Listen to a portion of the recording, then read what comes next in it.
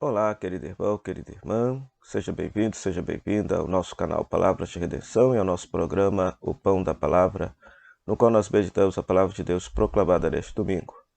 Peço desculpa pela minha voz, estou acometido de uma forte gripe, mas isso não nos impede de rezar, meditar a Palavra de Deus e produzir esse conteúdo para vocês, a fim de ajudá-los a bem celebrar o dia do Senhor. Nós vamos celebrar o 33º domingo do tempo comum, e a palavra de Deus desse dia é Malaquias, capítulo 3, versículo 19 a 20, segunda carta de São Paulo aos Tessalonicenses, capítulo 3, versículo 7 a 12, e Lucas, capítulo 21, versículo 5 a 19.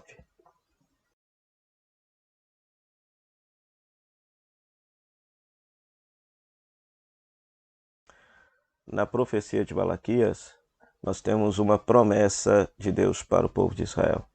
Nascerá para vós o sol da justiça. Aqui se fala do dia, o dia do Senhor. É um conceito do Antigo Testamento no qual Deus haveria de intervir definitivamente na história da humanidade, sobretudo na história de Israel, fazendo justiça a seu povo, castigando todas as nações que promoveram a opressão de Israel e trazendo vida e paz para toda a humanidade. Era essa a ideia geral acerca do dia do Senhor, esse dia final, esse dia do juízo, na perspectiva do Antigo Testamento. Então, a grande tentação que as pessoas que temem a Deus possuem é de justamente ver a prosperidade de quem é mau. Isso lhes tenta a abandonar o bom caminho. Pois o profeta anuncia que todos aqueles que temem a Deus, todos aqueles que perseveram, todos aqueles que continuam trilhando o caminho do bem, no dia do juízo, no dia final, eles haverão de ver a justiça de Deus se realizar, a justiça de Deus se manifestar. Então, nascerá para vós o sol da justiça. Então, uma promessa para que o povo justo e santo permaneça perseverante nesse caminho de bondade, nesse caminho de fidelidade, que muitas vezes são tentados a deixar por causa da prosperidade dos maus. A mesma ideia aparece no Evangelho de Lucas, capítulo 21, versículos 5 a 19. É o discurso escatológico, o discurso dos fins dos tempos, mas na versão de Lucas, né? Aqui se nota alguns detalhes muito interessantes.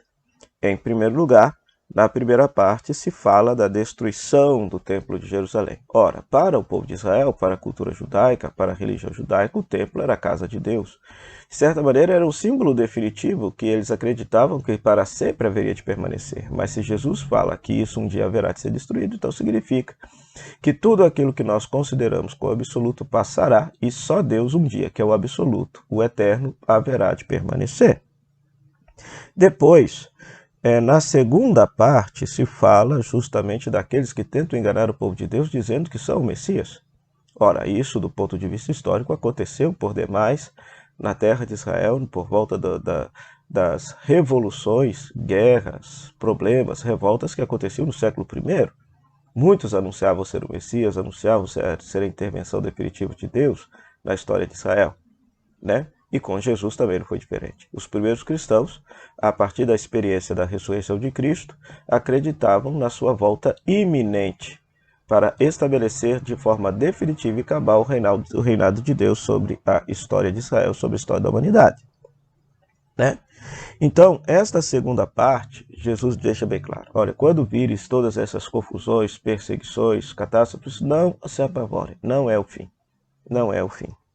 Depois, na terceira parte, se fala das perseguições que os cristãos haveriam de sofrer e que quando tudo isso estiver acontecendo, que eles deveriam justamente levantar a cabeça e permanecerem alegres, felizes. Por quê? Porque é a salvação que está próxima. A salvação que está próxima. Ora, todos eles dizem assim, que eles seriam entregues até pela própria família, seriam odiados, mas vocês não perderão um só fio de sua cabeça, permanecendo firmes que havereis de ganhar a vida. Em outras palavras, Diante das tribulações, diante das perseguições que os cristãos haveriam de sofrer, eles devem permanecer firmes, pois é pelo testemunho fiel, firme, corajoso da fé, que eles haverão de experimentar de forma também definitiva, cabal e bela em sua vida, a salvação de Deus. A salvação de Deus. Então, esta primeira leitura e o Evangelho nos questionam acerca da nossa fidelidade. Será que diante dos problemas, tribulações que possamos ter na vida, diante daquelas situações que nos tentam a abandonar a fé, será que nós permanecemos firmes ou será que nós abandonamos o nosso testemunho cristão? Depois, na segunda carta aos Tessalonicenses, carta essa que os exegetas dizem não ser de Paulo, mas a tradição litúrgica, a tradição pastoral considera ser. Então, o autor sagrado traz uma lição bem concreta. Aquele que não quer trabalhar não deve comer. Por quê? Ora, é sabido que, por causa da crença da volta iminente de Jesus, muitos, numa espécie de fanatismo, deixavam seus afazeres, deixavam as suas obrigações, para estritamente se preparar para a vinda de Jesus. Então ficavam rezando, ficavam olhando para o céu, esperando a volta, esperando uma intervenção milagrosa do Messias ressuscitado na história da comunidade. E a comunidade ia vivendo seus dramas, ia vivendo seus dilemas. Basta ver que na primeira carta aos Tessalonicenses se fala daqueles que provavelmente foram martirizados, daqueles que foram perseguidos. Então, por isso, o autor aqui já vai dizer, olha, vocês devem viver a normalidade da vida de vocês. É certo que Jesus um dia voltará, mas nós não sabemos quando. Por isso, enquanto ele não vem, vocês devem viver a normalidade da vida de vocês. Devem trabalhar, adquirir o sustento com as próprias mãos, de tal maneira que vocês possam ajudar a comunidade a crescer. Então, levar a normalidade da própria vida. Levar a sério a normalidade da própria vida, pois vivendo vamos dizer assim, com fidelidade às obrigações diárias que cada pessoa tem, ela estará se preparando para o encontro definitivo com o Senhor. Então é interessante que nesse 33º domingo do tempo comum, e também no próximo domingo, domingo do Cristo Rei, ou seja, se coloca, sobretudo, essa perspectiva, sobretudo desses dois últimos domingos, 32º domingo, que nós não celebramos, pelo fato de celebrarmos a solenidade de todos os santos, e desse 33º, o tema sempre é o fim dos tempos. Como nós devemos nos preparar para o nosso fim? Fim que não é fim que é o encontro definitivo com Deus, início da nossa vida eterna junto com o Pai do céu.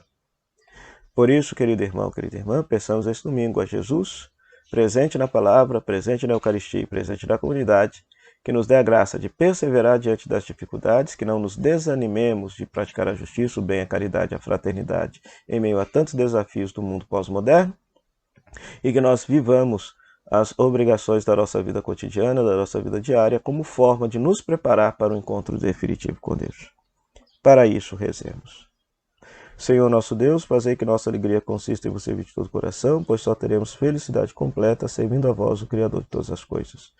Por nosso Senhor Jesus Cristo, vosso Filho, na unidade do Espírito Santo. Amém. O Senhor esteja convosco, Ele está no meio de nós. Que a bênção de Deus Todo-Poderoso, Pai, Filho e Espírito Santo, desça sobre você e sobre sua família e permaneça para sempre. Amém.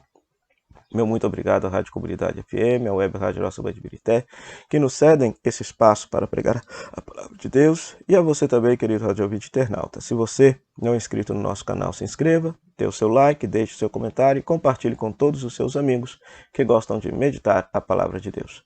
Até o próximo programa, o Pão da Palavra. Se Deus quiser, tchau, tchau.